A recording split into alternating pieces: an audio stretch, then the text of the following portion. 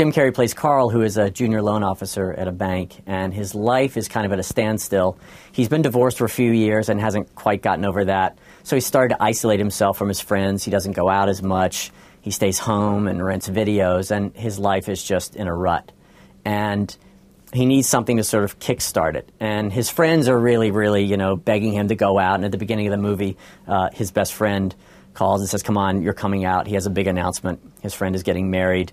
And Carl sort of realizes in that moment how much time has passed and that sort of it's just, he thinks they've been together for 6 months, they've been together for 2 years, and he just starts to realize that he's got to make a change.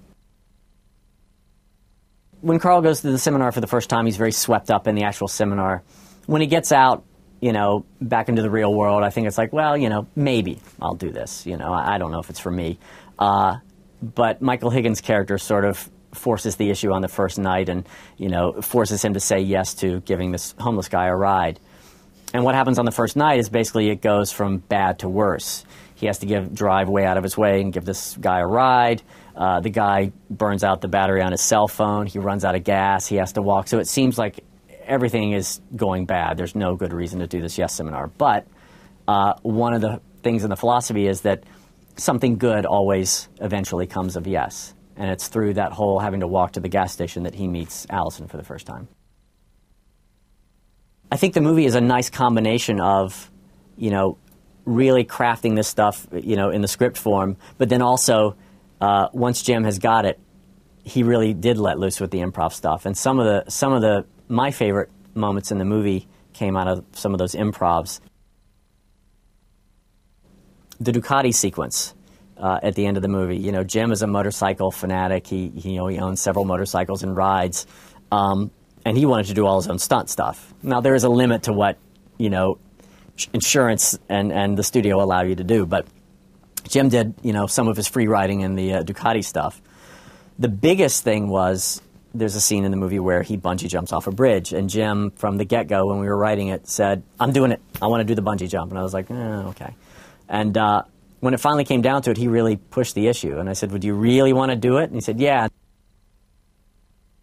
Zooey Deschanel plays Allison. And Allison, at the beginning of the movie, is the exact opposite of Carl. She's someone who just inherently says yes to life. And that's what initially sort of draws Carl to Allison, is she is just organically what he is trying to be. It is interesting when you see the movie and do start to think about your own life. There is really something to that core idea of Danny's book and of the movie of, what you can do differently in your life and opening yourself up to these new experiences. And there is something that's, I think, really, really valuable in that idea. And as I said, along the way, various people involved with the movie would come in and say, "I did this for a day and it was amazing. This happened and this happened and this happened." Things that just would not have normally happened in their lives if they had been closed off. And usually it was something, almost invariably it was something they had been dreading or that they would normally have just absolutely said no to, and went out and did something that started out horrible but then led to, but I saw this person I hadn't seen in a long time, or this thing happened to me, and these really kind of interesting and strange stories. And again, it's what initially attracted us to that idea from the beginning.